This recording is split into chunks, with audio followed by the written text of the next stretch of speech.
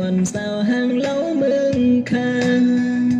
mưa dám đây non xăm tròn mi cô hạc hư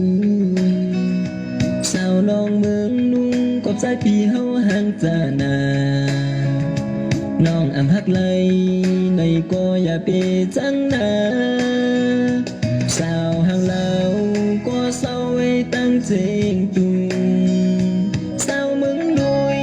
có pi tì ăn hắc tôi đủ sao non mừng giang có nhàn mưa non ya lưng nà sao ăn sư bư hấp dù có âm giang mưa áo sao hàng lâu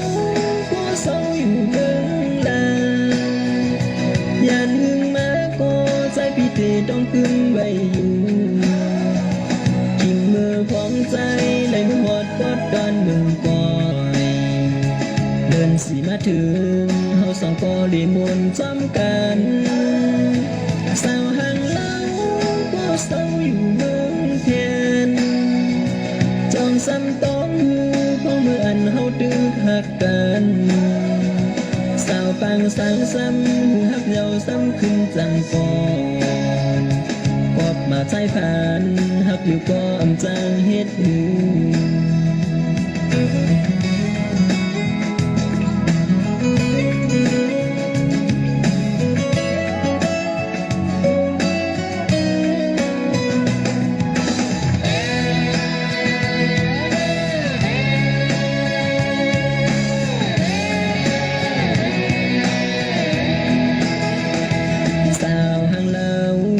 sao ấy tăng trên cùng sao mừng đôi có pi tì ăn hắc tôi đủ sao non mừng giang có dàn mưa non già lưng nà sao ăn sữa đưa hấp thì có ăn trang mưa áo sao hàng lâu có sao dù vững là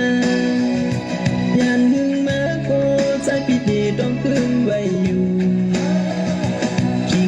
phóng trái lấy mưa hót quát đoan mừng còi lươn xì má trường hao sòng có đi muôn chấm can sao hàng lâu có sao dù vững khen trong xăm tóm hư không mưa ăn hao tư hạt can